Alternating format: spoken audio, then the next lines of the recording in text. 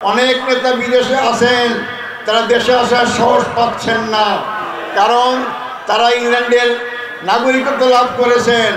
নাগরিকত্ব ছেড়ে দিয়ে দেশে আসতে হবে, ভয় পাচ্ছেন। নাগরিকত্ব ছেড়ে দিলাম, দেশে এসে যে আবার প্রধানমন্ত্রী হতে না পারলাম, আমার 21-2 করলে গেল, আসার সাহস পাচ্ছে না। দেশ ছেড়ে বাংলাদেশ জামাত ইসলামী কেউ পালায় যায় না। যারা কথায় কথা বলতো শেখের বেটি পালায় না, তারাই আজকে দেশ থেকে পালিয়ে গিয়েছে। আর জামাত ইসলামীর লোকরা দেশেই আছে। আমরা ফাঁসির মঞ্চে গিয়েছি, কিন্তু দেশ ত্যাগ করার চিন্তা করিনি, কারণ জামাত ইসলামী সবচেয়ে দেশপ্রেমিক দল। জামাত ইসলামী জনগণের দল, জনগণকে সাথে রেখেই তিনি জনগণের কল্যাণ চায় জামাত ইসলামী। তাই যারা কথায় কথা স্বাধীনতার পক্ষের শক্তি বলে, কথায় কথা বলে আমার দেশ স্বাধীন করেছেন আব্বা, আজকে তারা 18 কোটি মানুষকে ফেলে রেখে ভারতে আশ্রয় নিয়ে আজকে সুন্দর জীবনযাপন করছেন। আপনারা বলেন, যারা হাজার হাজার আওয়ামী লীগ কর্মীকে ফেলে দিয়ে 18 কোটি মানুষকে বিরুদ্ধে ফেলে রেখে বিদেশ অবস্থান করে, তারা কি দেশপ্রেমিক?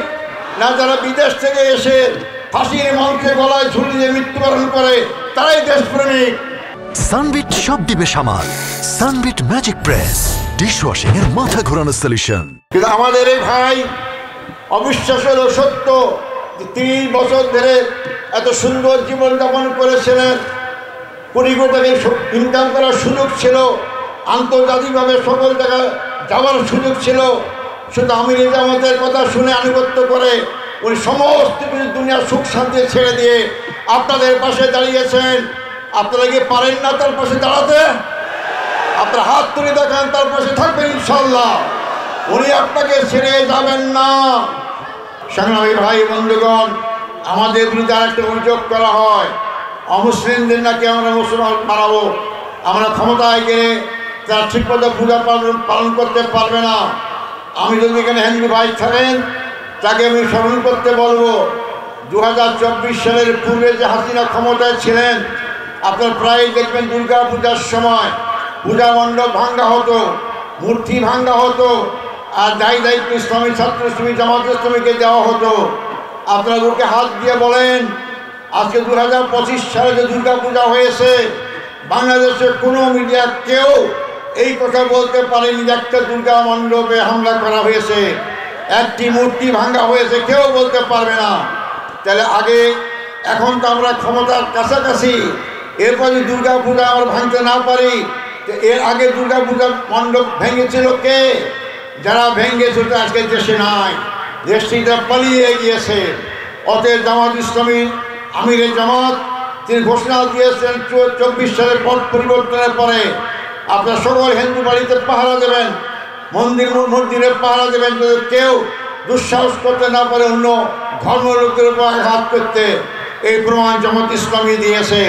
অতএব মুসলিম ভাই, হিন্দু হোক খ্রিস্টান হোক, বাংলাদেশ জামাত ইসলামী দায়িত্ব পেলে আপনারা সবচেয়ে নিরাপদ থাকতে পারবেন ইনশাআল্লাহ। আপনাদের দৃষ্টি আকর্ষণ করতে চাই, বাংলাদেশ জামাত ইসলামীর আজকে জোয়ার সৃষ্টি হয়েছে, সারা বাংলাদেশে দাঁড়িপাল্লার জোয়ার।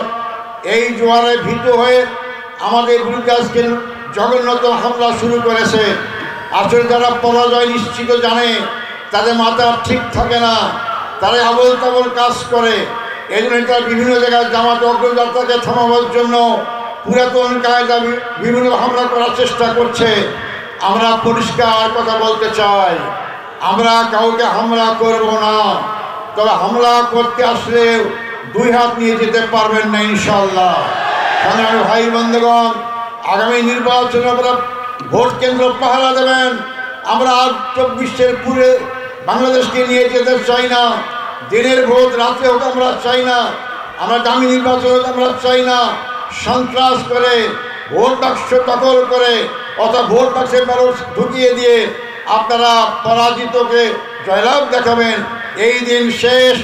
আমি যুবক ভাইদের এই কথা বলতে চাই যে দাঁড়িপাল্লার পক্ষে ভোট দেওয়ার সিদ্ধান্ত গ্রহণ করেছেন, অথবা আগামী সিদ্ধান্ত গ্রহণ করবেন। আপনারা ভোটের দিন তার আগে থেকেই আপনারা ভোট কেন্দ্র পাহারা দেবেন। যারা ভোট বাক্সে ব্যালট বাক্স ঢুকাইতে চাবে অথবা ব্যালট ছিনতাই করবে, তাদের যেমন 2 হাত আছে, আমাদেরও 2 হাত আছে। এই দু হাত দিয়ে আমরা মোকাবেলা করবো ইনশাআল্লাহ।